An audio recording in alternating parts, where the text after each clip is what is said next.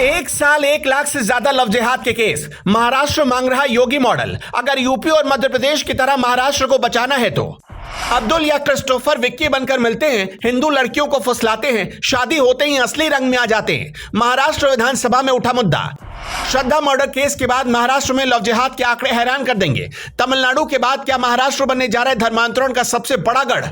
पूरे महाराष्ट्र विधानसभा में मांग उठने लगी कि योगी का मॉडल लेकर आओ। पूरा महाराष्ट्र विधानसभा अवाक रह गया जब उसके सामने आंकड़े आए। श्रद्धा वॉकर जैसे कितने केस लाइन में लगे हुए हैं। अब्दुल कितनी हिंदू लड़कियों को गुमराह कर रहा है। क्रिस्टोफर भी ऐसा ही कर रहा, फिर शादी करता है और बाद में सारे के सारे असली रंग में आ जाते हैं। महाराष्ट्र में जब महिला और बाल कल्याण मंत्री मंगल प्रभात लोढ़ा ने आंकड़े रखने शुरू किए तो सबकी आंखें फटी की फटी रह गई। महाराष्ट्र में अब तक लव जिहाद के 1 लाख से ज्यादा केस सामने आ चुके हैं।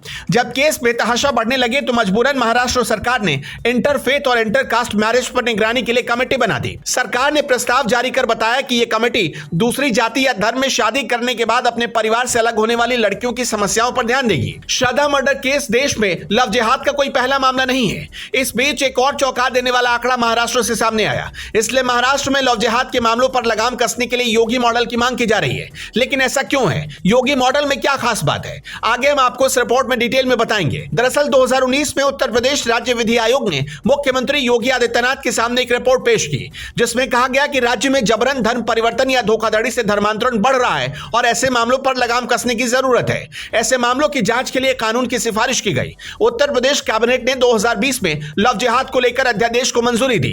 प्रदेश सरकार ने इसे युद्ध स्तर पर लागू किया और फरवरी 2021 में सरकार ने लव जिहाद का कानून पास कर दिया।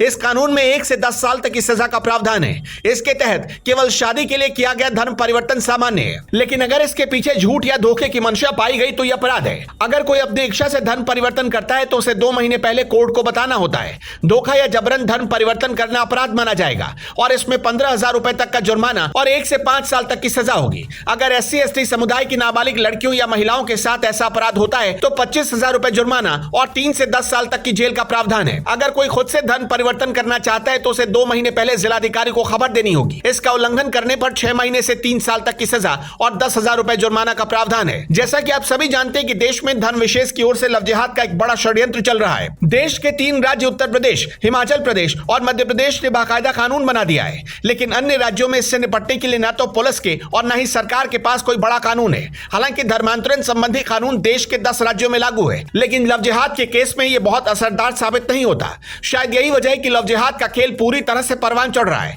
अब महाराष्ट्र से लव जिहाद को लेकर एक हैरान कर देने वाली बात सामने आई है। कुछ सालों पहले तमिलनाडु में धर्मांतरण के सबसे ज्यादा केस हुआ करते थे, लेकिन जो महाराष्ट्र से आंकड़े सामने आ रहे हैं निश्चित तौर पर सनातन धर्म को मानने वालों के लिए बड़ा झटका है। इंटरनेशनल वुमेन डे पर महाराष्ट्र के महिला कल्याण मंत्री ने विधानसभा में लव जिहाद को लेकर एक बड़ा आंकड़ा पेश किया। महिला कल्याण मंत्री मंगल प्रभात लोढ़ा ने अपने भाषण के दौरान कहा कि राज्य में अब तक लव जिहाद के 1 लाख से ज्यादा मामले सामने आ चुके हैं। उन्होंने यह भी कहा कि यह मेरी जिम्मेदारी है कि राज्य में श्रद्धा वॉकर जैसी हत्या दोबारा न हो। ये सभी बातें उन्होंने विधानसभा में बजट सत्र के दौरान कही। उन्होंने आगे कहा कि इंटरकास्ट मैरिज के लिए एक कमेटी बनाई गई है। यह कमेटी दूसरी जाति या धर्म में शादी करने वालों का डेटा इकट्ठा कर रही है। यह कमेटी अब तक 150 ऐसे लोगों को ढूंढ कर निकाल चुकी है जो इंटरकास्ट मैरिज करने पर अपने परिवार से दूर हैं, जबकि परिवार के लोग इन इंटरकास्ट मैरिज वालों से मिलना चाहते हैं। उन्होंने महिला सुरक्षा पर भी नीति बनाने को लेकर बात कही, जो एक संकेत था कि जल्द ही महाराष्ट्र में भी लव जिहाद पर कानून आ सकता है और योगी आदित्यनाथ के मॉडल वाला कानून आ सकता है। बता दें कि महाराष्ट्र में विश्व हिंदू परिषद समेत कई हिंदूवादी संगठन कई वर्षों से लव जिहाद के खिलाफ कड़ा कानून बनाने की मांग कर रहे हैं और उम्मीद की जा रही है कि अब शिंदे सरकार इस मामले में ठोस कदम उठा सकती है।